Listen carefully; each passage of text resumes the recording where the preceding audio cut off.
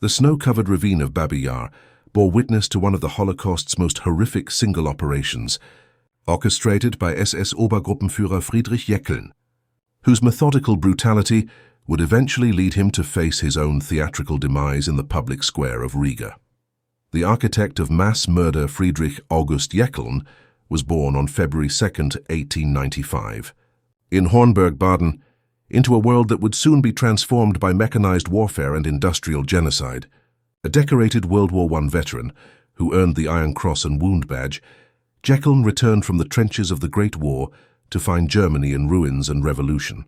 Like many disillusioned soldiers, he found purpose in the Nazi Party, joining on October 1, 1929, when Adolf Hitler was still a marginal political figure. Jeckeln's ascent through the SS hierarchy was meteoric and terrifying in its implications.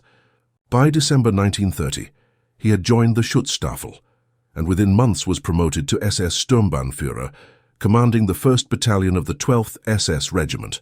His ruthless efficiency and unwavering loyalty to Nazi ideology caught the attention of senior leadership. By 1932, he had achieved the rank of SS Oberführer and was elected to the Reichstag, giving him both military command and political influence. The true nature of Jeckeln's character emerged during the early years of Nazi rule. He was known to be ruthless, brutal, self-indulgent and hard, pursuing political opponents relentlessly until their death. Along with party member Friedrich Alpers, Jeckeln orchestrated the Rieseberg murders in summer 1933, eliminating communists, social democrats, and union members with cold calculation.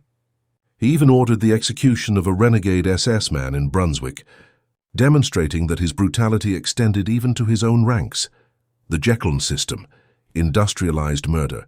When Germany invaded the Soviet Union on June 22, 1941, Heinrich Himmler selected Jeckeln for a position that would make him one of history's most prolific mass murderers. On June 29, 1941, just 1 week after Operation Barbarossa began, Jeckeln was appointed higher SS and police leader for southern Russia and Ukraine. This position gave him command over all Einsatzgruppen operations in his vast territory, making him responsible for the systematic extermination of Jews, Roma, communists, and other undesirables. Jeckeln's engineering background proved horrifically useful in his new role. He developed what became known as the Jeckeln system, a methodical approach to mass killing that maximized efficiency while minimizing psychological strain on the perpetrators.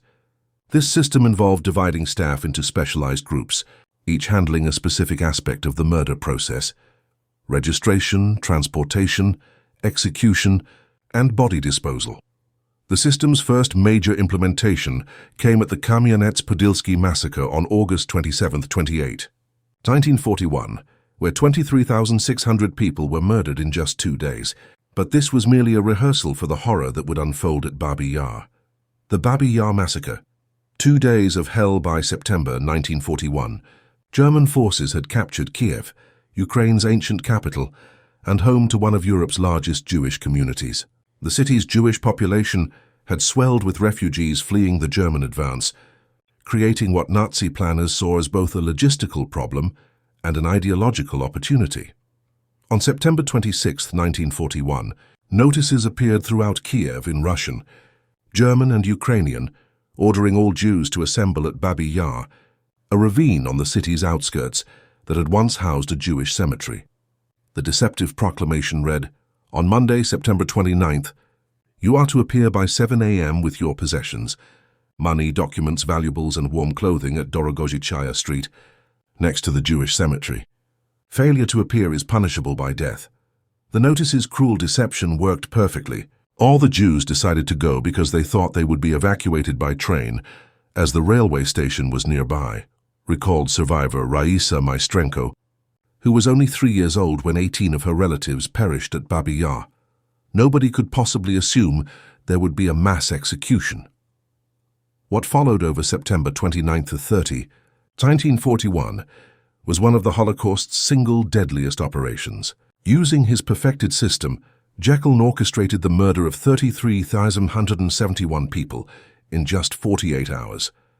The victims were forced to undress, surrender their valuables, and walked to the edge of the ravine where they were shot by Einsatzgruppe C personnel and local collaborators. The Jeckeln system's efficiency was demonstrated in its horrifying productivity, nearly 17,000 murders per day. Jeckeln was not merely a desk-bound administrator of genocide. Witnesses testified that he was personally present during the massacres, actively participating in the shootings, and later boasting about his role. His hands were as bloody as his conscience was clear. The trail of blood continues. Babi Yar was not an isolated incident, but part of Jeckeln's systematic campaign of extermination across Eastern Europe. After his success in Ukraine, he was transferred north in 1941 to serve as higher SS and police leader for the Baltic states and Belarus. There he continued implementing his murderous system with the same mechanical precision. In Latvia, Jeckeln orchestrated the Rumbula massacre, where the remaining 30,000 Jews of the Riga ghetto were murdered using his perfected methods. He personally supervised the construction of the killing pits, specifying their exact dimensions and the ruthless manner in which they should be packed with bodies. His administrative efficiency in genocide was so thorough that the map of his territory sent back to Berlin was dotted with coffins. By the war's end, prosecutors would trace Jeckeln's blood trail through Ukraine and the Baltic states, determining his responsibility for the murder of over 100,000 Jews, Roma, and other victims. He had transformed mass murder into an administrative function, complete with detailed reports, statistical analyses, and procedural refinements. The theater of justice. As the Red Army advanced westward in 1944-45, Jeckeln's reign of terror came to an end. Captured by Soviet forces, he found himself facing the same systematic approach to justice that he had applied to murder. The Soviets had been preparing for war crimes trials since 1943, establishing the Extraordinary Investigative Commission with 5,000 sub-commissions to document Nazi atrocities. The stage was set for what would become known as the Riga Trial, dubbed Little Nuremberg by observers. From January 26 to February 3, 1946, the gilded interior of Riga's House of Soviet Officers, formerly the Riga Latvian Society building, was transformed into a courtroom packed to capacity. 7 Nazi officials stood accused, but Friedrich Jeckeln was unmistakably the star defendant. The proceedings were carefully choreographed as both legal tribunal and political theatre. The trial had been carefully choreographed to signal the change in political regime, a sign that the Soviets had returned to Riga and were there to stay, observed one witness. The defendants wore military uniforms stripped of all insignia, their former authority reduced to empty cloth.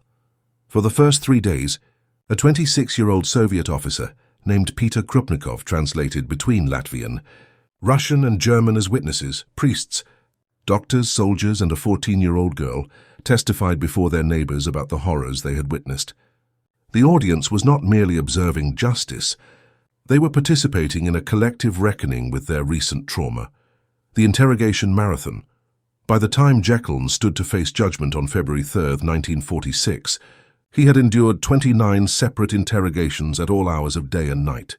His face was gaunt, his hands clasped behind his back, but his defense remained consistent. He was simply following orders from Reichsführer SS Heinrich Himmler. This defense carried no weight with the Soviet tribunal.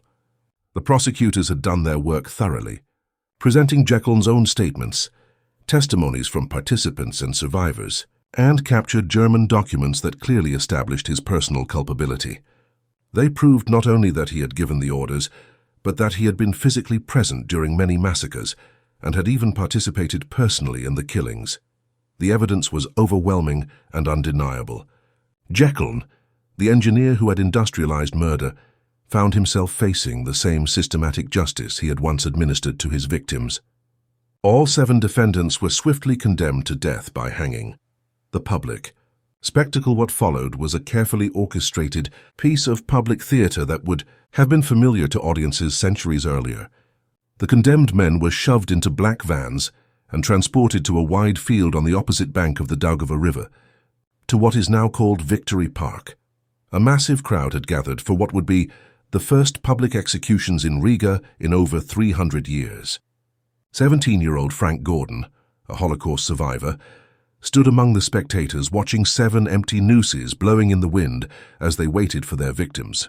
The scene was orchestrated with almost, one might add, a German meticulousness.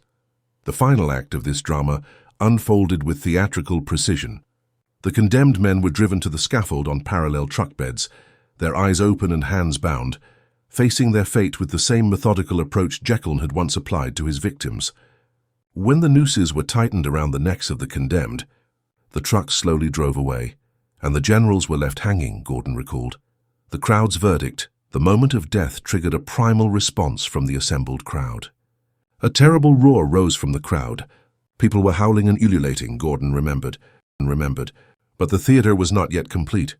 After a few minutes, the crowd surged forward, stripping the corpses of clothes and boots in a final act of humiliation. Gordon, who had lost family members in the Holocaust, watched this scene with mixed emotions.